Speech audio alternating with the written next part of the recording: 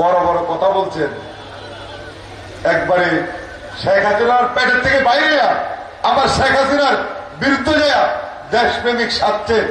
আপনারা তখন কোথায় ছিলেন? আপনারা তো ছিলেন না। তাই বলবো এই সমস্ত বাদ দেন,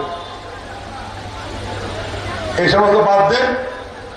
মানুষকে বোকা বানানোর চেষ্টা করবেন না। বাংলাদেশের মানুষ এখন আর বোকা নেই। যদি বোকাই থাকতো তাহলে ফ্যাসিবাদ মুক্ত বাংলাদেশ প্রতিষ্ঠা করা যেত না। প্রিয় বন্ধুরা, আজকে এই যে দেখেন শহীদ জিয়া, এই স্বাধীনতার মাস, এই মাস আমি মনে করি এই মার্চ মাস, স্বাধীনতার মাস, বাংলাদেশকে স্বাধীন করেছেন, তাদেরকে আমরা শ্রদ্ধা জানাই।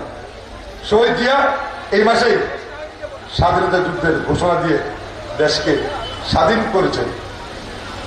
তিনি মানুষকে উদ্বুদ্ধ করেছিলেন। সেদিন যাদের স্বাধীনতা যুদ্ধের নেতৃত্ব দেওয়ার কথা ছিল তারা কিন্তু পালিয়ে গিয়েছিলেন। শহীদ জিয়াই স্বাধীনতা যুদ্ধের ঘোষণা দিয়েছেন। এই 16 বছর আমরা জিয়া রহমান সম্পর্কে কত কিছু শুনেছি। জিয়া রহমান স্বাধীনতা যুদ্ধের ঘোষণা দেন নাই, জিয়া রহমান নাকি পাকিস্তানের চর ছিলেন, অনেক কথাবার্তা। আজকে যারা এই সমস্ত কথাবার্তা বলছেন তারা এখন কোথায় বলেন? তাদের বিচার ঠিক আল্লাহ করে দিয়েছে। আজকে আবার নব্য কিছু দালাল বাইরেছে যারা বলে ওই খালেদা জিয়া তারেক রহমান সম্বন্ধে বক্তব্য দেয়। আমাদের স্পষ্ট বক্তব্য, যারা বেগম জিয়া এবং তারেক রহমান সম্পর্কে মিথ্যা বক্তব্য দিবেন তাদেরকে যেখানে পাবেন উত্তম মধ্যম দিয়ে বিদায় করে দিবেন। এদেরকে উত্তম মধ্যম যতক্ষণ না দিবেন ততক্ষণ এদের মুখের মধ্যে লাগাম থাকবে না। যদি তারা পারে, আমরা কেন পারবো না? আমরা হচ্ছি বাংলাদেশের সবচেয়ে বৃহৎ রাজনৈতিক দল। আমরা প্রিয় বন্ধুরা, আওয়ামী লীগের চরিত্রের সাথে বিএনপি চরিত্র করেন। বিএনপি কখনো আওয়ামী লীগের মধ্যে এরকম বিনা ভোটে ক্ষমতা আসছে? বিএনপি কি কখনো এই ফ্যাসিবাদ মুক্ত বাংলাদেশ, এই ফ্যাসিবাদের জন্ম দিছে? বিএনপি কি কখনো এরকম গুম খুন কখনো করেছে? বিএনপির আমলে আওয়ামী লীগের কোন নেতা কর্মীর বিরুদ্ধে 400, 500, 300, 1000 মামলা ছিল? তাহলে ওই বাটপারদেরকে বলি আমরা, যারা আওয়ামী লীগ বিএনপির চরিত্র এক করতে চাস, তোরা হচ্ছে এদেশের দুশ্মন। বাংলাদেশের নতুন করে তোরা বাটপার শুরু করত। এই সমস্ত বাটপার ক্ষমতালোভীদের হাত থেকে এই দেশকে রক্ষা করতে হবে। শহীদ জিয়া, খালেদা জিয়া, তারেক রহমান অন্য দেশ থেকে এসে বাংলাদেশে আসেন না। তারা বাংলাদেশে ছিলেন, বারবার দেশের স্বাধীনতার সার্বভৌমত্ব গণতন্ত্রের জন্য তারা পরীক্ষা দিয়েছেন। বেগম খালেদা জিয়া এমন এক নারী যিনি আমি মনে করি বাংলাদেশের সবচেয়ে একজন নির্যাতিত পরিবারের একজন নির্যাতিত নারী। নিজের সন্তান হারিয়েছেন কিন্তু মানুষের সাথে তিনি বেইমানি করেন নাই। নিজের সন্তান হারিয়েছেন, আওয়ামী লীগ শেখ হাসিনার সাথে তিনি কখনো আপোষ করেন নাই। তিনি গণতন্ত্রের স্বার্থে কোন ফ্যাসিবাদের সাথে কখনো হাত মেলান নাই। যেমনি দেখেছিলেন এরশাদের সঙ্গে শেখ হাসিনা মিলে নির্বাচন করেছিল, কিন্তু বেগম খালেদা জিয়াকে ক্ষমতার লোভ তাকে স্পষ্ট করতে পারে নাই। যার কারণে বাংলাদেশের মানুষ তিনবার বেগম জিয়াকে প্রধানমন্ত্রী হিসাবে উপহার দিয়েছিলেন। এখনো বেগম জিয়া আপসীর নেত্রী। এখনো যদি জরিপ করেন এই উপমহাদেশের সবচেয়ে জনপ্রিয় নেত্রীকে, সারা বাংলাদেশের মানুষ একসঙ্গে বলবে দেশ নেত্রী বেগম খালেদা জিয়া হচ্ছে বাংলাদেশের উপমহাদেশের সবচেয়ে জনপ্রিয় নেত্রী। এটা কি এমনি হয়েছে না ওই দালালদের কারণে হয়েছে?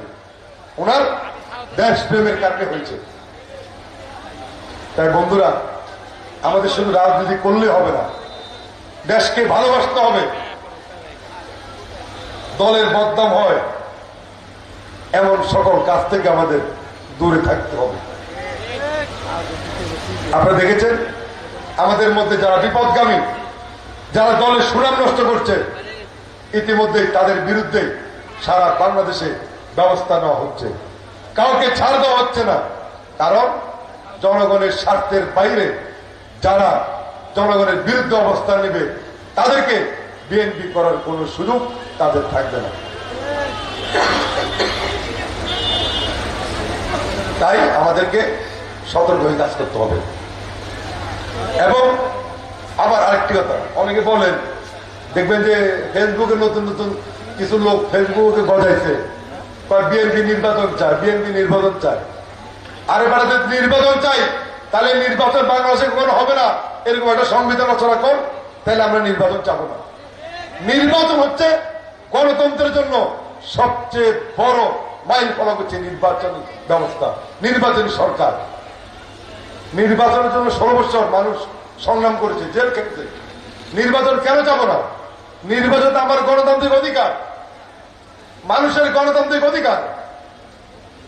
এখন তুমি যদি মনে করো নির্বাচন হয়ে গেলে তুমি আর 2 নম্বরই করতে পারবা না, তুমি আর বিনা সুপারিশে বাংলাদেশের বিভিন্ন জায়গায় লোকজন বসাতে পারবা না, যদি তুমি নির্বাচন হয়ে যায় তাহলে তোমার না হয়, তাহলে যে সিটি কর্পোরেশনে টাকার বিনিময়ে প্রশাসক বসাতে পারবা। এই জন্য যদি নির্বাচনের তুমি বিরোধিতা করো, আমরা তো সেই বিরোধিতা আমরা মানব না। নির্বাচন একটি গণতান্ত্রিক ব্যবস্থা, দেশকে সুন্দরভাবে পরিচালিত করার জন্য এটা একটা গুরুত্বপূর্ণ মাইল ফলক, একটা মেডিসিন নির্বাচন। তোমরা নির্বাচনকে ভয় পাও, আরে ভাই বিএনপি বিরোধিতা করো, মানুষ নাকি বিএনপিকে ভালোবাসে না, নির্বাচন কেন যাও না? নির্বাচন দিয়ে তোমাদের ভয় কিসে? একটা কথা বলি, যখন জিয়া রহমানকে হত্যা করা হয় তখন সবাই বলছে বিএনপি শেষ, সবাই বলছে। এমনকি আমাদের ভিতরেও অনেক ষড়যন্ত্রকারীরা এই সমস্ত বক্তব্য দিয়েছিল, দেশি বিদেশিরা, দেশের অনেকেই বলছিল।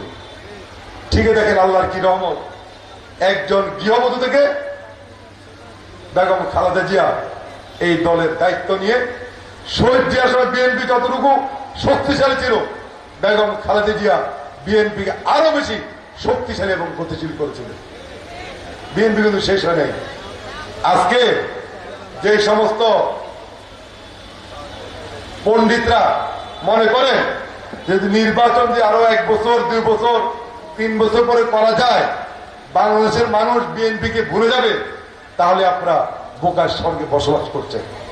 বিএনপির সম্পর্ক এদেশের প্রত্যেকটি মানুষের সাথে, প্রত্যেকটি ঘরে ঘরে বিএনপির নেতাকর্মী আছে। বাংলাদেশে এমন কোন পরিবার নাই যেখানে বিএনপির আদর্শের শরিকরা নাই। সুতরাং ওই নির্বাচন বিলম্বিত করে আপনি বিএনপিকে মানুষ থেকে দূরে রাখতে পারবেন। এই সমস্ত চিন্তা বাদ দেন। নির্বাচন আমার গণতান্ত্রিক অধিকার, অনতিবিলম্বে নির্বাচনের ব্যবস্থা করে একটি নির্বাচিত সরকারের কাছে রাষ্ট্র ক্ষমতা হস্তান্তর করে একটি সুন্দর বাংলাদেশ প্রতিষ্ঠায় আমরা ঐক্যবদ্ধভাবে কাজ করব।